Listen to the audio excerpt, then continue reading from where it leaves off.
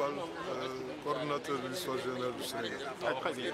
Alors, professeur, ce colloque est organisé ici à l'UCAD pour célébrer deux personnalités du monde universitaire, le professeur Abdoulaye Bathily et Boubacar Bari.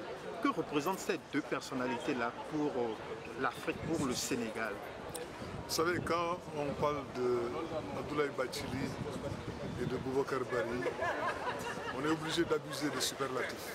Tellement ils sont immenses, tellement ils sont grands. Et quand je parle de grandeur, je parle de grandeur du point de vue scientifique, mais aussi au plan simplement humain. C'est de grands hommes, c'est de grands messieurs, c'est de grands chercheurs. Et ils l'ont montré pendant toute leur vie. Moi qui vous parle, j'ai été encadré par les deux, depuis la maîtrise jusqu'au doctorat. Et ils m'ont accompagné partout. Ou plutôt, je les ai accompagnés partout. Parce qu'ils ont cette générosité de nous avoir toujours tirés vers le meilleur, vers l'excellence. Ils sont grands parce que c'est de grands panafricains. Ils sont grands parce que c'est de grands historiens.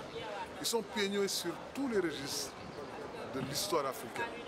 Je ne parle pas de l'histoire du Sénégal ou de l'histoire de la Sénégambie, mais pour ce qui est de l'histoire africaine, nous avons là les deux grands pionniers qu'on peut assimiler à des historiens de la trempe de Cheikh Anta Diop, de Théophile Obenga, ces grands historiens qui ont marqué la trajectoire du continent. Et vraiment, ce qui frappe chez eux, c'est d'abord leur humilité. Vous savez, ils sont tous les deux historiens, et en général on dit que l'humilité c'est la vertu cardinale de l'historien. Et ils sont d'une humilité, ils sont d'une simplicité, mais surtout ils sont d'une grande générosité. Générosité dans la science, générosité par leur attitude, par leur dévouement, par leur engagement, mais surtout par leur courage physique. On en a parlé. On en a besoin. Leur itinéraire, leur trajectoire montre que c'est des gens qui ont d'abord résisté. Résister contre l'oppression, résister contre l'arbitraire. Abdoulaye Bathily, quelqu'un, je l'ai répété, sur le champ politique. Exactement. C'est quelqu'un qui a combattu, non seulement sur le plan intellectuel, mais physiquement. Il a résisté en tant qu'étudiant, il a résisté en tant qu'enseignant, et il a résisté aussi en tant que citoyen. Donc c'est un engagement qui date de très longtemps. Ce sont des engagements de jeunesse. Depuis l'école primaire, il a commencé ce combat. Et cela se voit, et il n'arrête pas. Même à ce jour, à cet âge, il continue d'être sur les grands combats qui secouent le continent africain. Donc vraiment, ce sont des gens immenses. C'est de grands messieurs, et je ne leur dois que respect et admiration. Alors professeur, du point de vue scientifique, comment ont-ils impacté l'Afrique et le Sénégal, leurs travaux? Vous savez, parce qu'ils sont les pionniers de l'histoire de la région. La première recherche, la première étude vraiment sérieuse sur le Ouagadougou a été l'œuvre du professeur Abdoulaye Bathily. La première étude sur le premier royaume du Sénégal a été l'œuvre de Boubacar Bari. Donc, sur ces deux registres, ils sont déjà les pionniers. Mais ils ne se sont pas contentés d'avoir fait des chefs-d'œuvre et de dormir sur leur laurier. Ils ont formé des générations et des générations de chercheurs. Moi qui vous parle, ils m'ont ouvert la voie. Je me suis engagé dans la recherche sur la Sénégambie. Et ce que j'oublie souvent de dire, j'ai fait une thèse sur l'histoire du Vietnam, c'est parce que Boubacar Bari m'a ouvert la voie. C'est lui qui m'a ouvert la voie en m'enseignant dès la première année l'histoire de l'Asie. Donc vous voyez bien que c'est des gens qui sont éclectiques.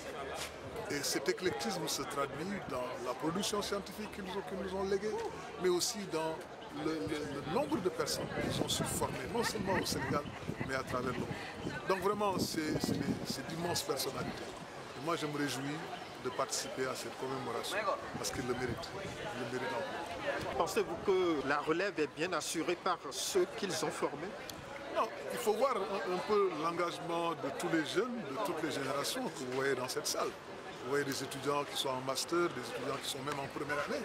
C'est vous dire donc que l'admiration qu'ils portent à ces deux figures de notre historiographie montre que la relève est bien assurée. Parce qu'ils auront la fidélité en tête, ils auront à cœur de perpétuer leur œuvre, ils auront à cœur de suivre leurs traces. Et je pense que ça a déjà commencé. Moi, j'en suis la preuve vivante. Moi, j'ai été formé par ces deux grandes figures. Et jusqu'à ce jour, les travaux que je mène, les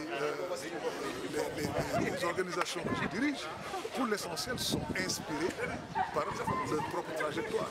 Donc sous ce rapport, il n'y a pas de doute. Et je ne suis pas le seul. Je peux parler pour moi, mais je suis persuadé que je peux parler pour toutes les personnes de ma génération. Donc cette commémoration a tout son sens. Ah mais absolument, absolument. C'est une commémoration qui est venue à son heure parce que ces deux figures le méritent. Ils le méritent amplement par ce qu'ils ont produit, par ce qu'ils ont réalisé, mais surtout par le modèle qu'ils ont su donner à notre jeunesse sur tous les plans. Professeur Fall, merci beaucoup. C'est moi.